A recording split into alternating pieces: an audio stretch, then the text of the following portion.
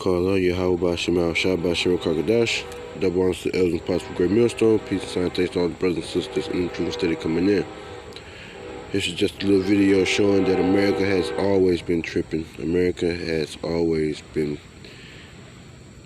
the enemies. Has been the ones who's been causing the most pain and the most havoc. And now it's time for them to get a taste of that feeling. So this is a little article, I found on YouTube of the U.S. dropping massive bombs on the cave complex, fight against ISIS. And I do not own the copyrights to this, so just to make it clear, I do not own the copyrights for this. So let's just play the video. U.S. military has unleashed its boldest strike yet on ISIS. The Pentagon says American forces in Afghanistan dropped the military's largest non-nuclear bomb on an ISIS target in Afghanistan. It is called the mother of all bombs, and it was dropped on a cave complex in a border province with Pakistan. KCAL 9 political reporter Dave Ryan joins us now with new details about that strike today. And it was a bomb with a message to North Korea, maybe, and some others as well. Well, the fact of the matter is it was dropped in such a remote corner of Afghanistan that it's hard to tell yet whether the bomb did much damage to ISIS. The 30-foot-long bomb had never been used in combat before, but now was part of a campaign to reach deep underground into tunnels and caves used by ISIS fighters. And if nothing else, it certainly signified there's a new boss in Washington who's not afraid to use military might. For the second time in a week, the Trump administration launches a military strike with a message. We are so proud of our military. This was another very, very successful mission. At 7 p.m. local time, the U.S. military dropped what's known as the mother of all bombs on an ISIS cave complex in the Afghan province of Nangarhar. The 21,600-pound GPS-guided bomb is America's largest non-nuclear bomb.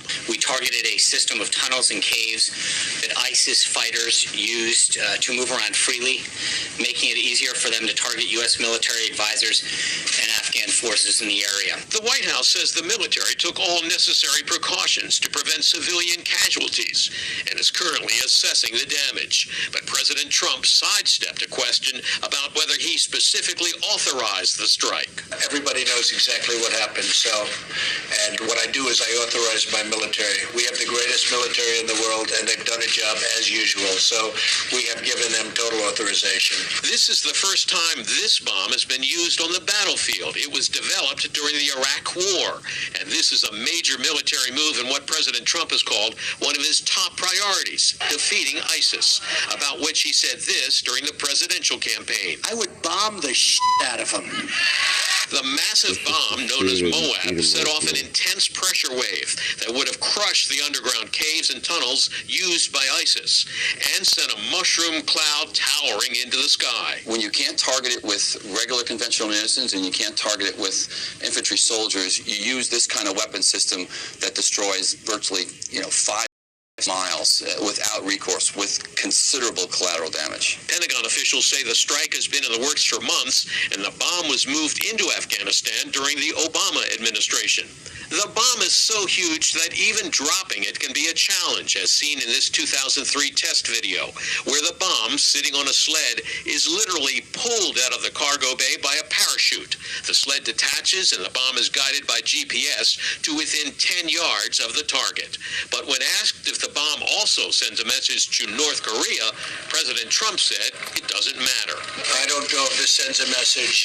It doesn't make any difference if it does or not. North Korea is a problem. The problem will be taken care of. In a phone interview Thursday from Washington, a leading expert on defense and intelligence policy told me the message could inflame North Korea. If I was Kim Jong-un in North Korea, I would be worried that President Trump is handy with firepower in a way that Barack Obama was extremely reluctant to be. But Kim Jong-un is not somebody who's going to back down, and if we get into a tit-for-tat with North Korea, we may not like the final outcome. But there was news tonight of another U.S. bombing strike against ISIS-related groups in Syria on Tuesday. The Pentagon reported that 18 Syrian fighters who were with groups fighting on the same side as the U.S. were killed in the American bombing.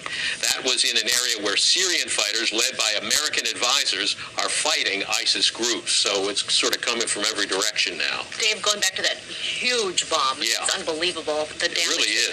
30 feet long. Yeah, incredible. What kind of impact do you think that could have on the larger issues in the Middle East, maybe North Korea? Yeah, well, there's so much going on now in so many locations.